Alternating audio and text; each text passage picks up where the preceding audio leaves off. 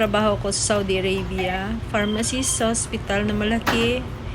Ang akala ng iba, ang pharmacist nag-aabot lang ng gamot, parang sa mga butika dito. Hindi po. Trabaho kung marangal ang pharmacist at kailangan mo hindi lang physical ang gumagana sa'yo, utak nyo po gumagana talaga. Kailangan po talaga, no? Matalino ka o marumusay ka analytically. Ito pong pinapakita ko dito ay isang area lamang sa hospital na trabaho namin mga pharmacists. Nagprepare po kami ng mga intravenous fluids yan, infusions, mga stocks.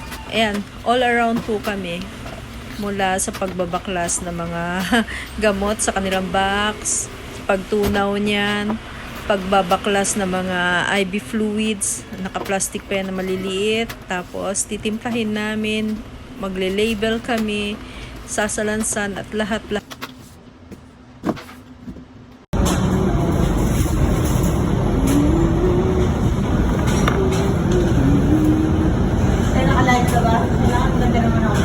Hindi ako live. Ayan, another madam. Yes?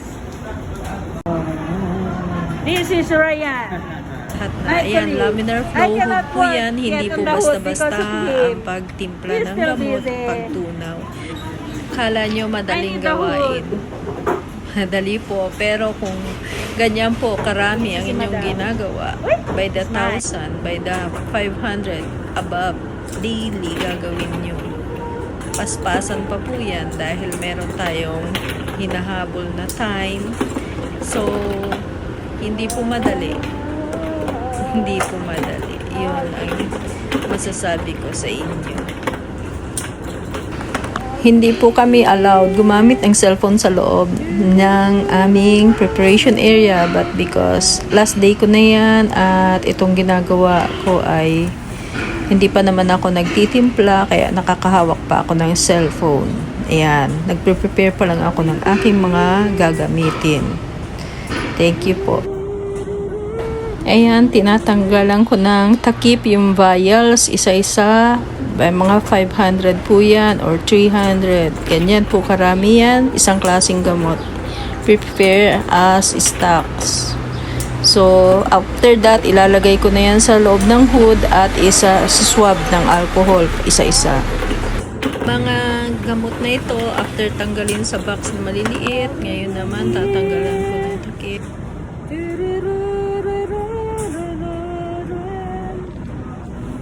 Ayan ang labels ng gagawin kong gamot na stocks. Ayan.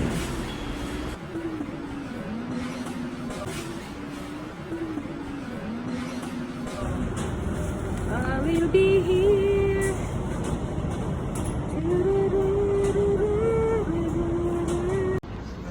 Hello everyone. Today is my last day na. Ito, papakita ko sa inyo new orders dito pag evening.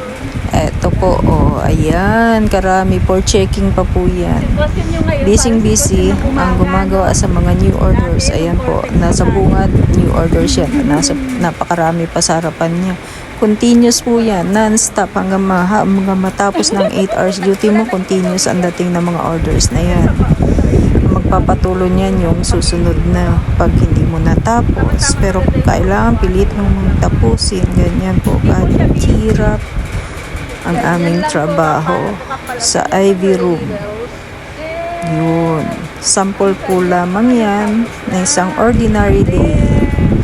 Lalo na during pandemic, mas matindi pa po yan. Cool na cool gumawa yung mga bihasa. Cool na cool siya. Pag evening, konti lang yung tao sa loob kasi ilan lang sila naka-duty. Wala na yung mga gumagawa ng mga stocks. Yan, nasa umaga lahat yun. Ito, new orders na lang siya. Kaya lang tablak. Yan, kinakalyo ang aming mga kamay sa paggawa. Pero wala kaming magawa. Patuloy lang. Ito, meron kami mga pharmacies. Sila yung mga nagdo-double check ng aming mga preparation na ginawa. So, nagubad na ako ng aking abaya. Punta lamang ako dyan para mag-label ng mga na-prepare na. Yan. Yan po. Tutulong lamang ako at wala na akong magawa.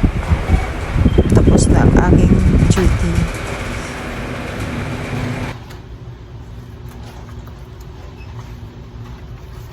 Tignan mong katangahan ko. Susuklian ko si Chad, ano na.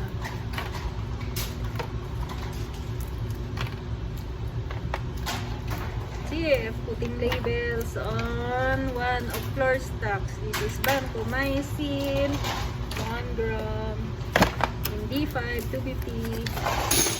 I miss this one.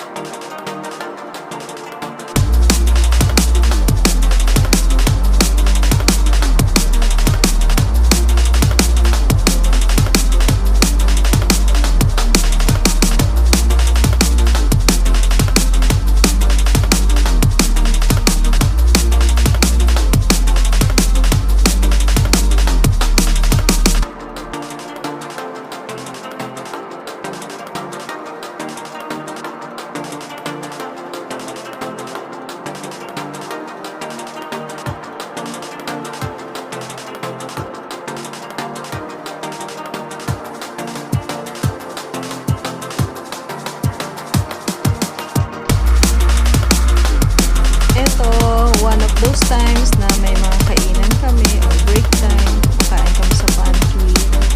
Yan. Siyempre, time na pahinga muna, relax din paminsan-minsan.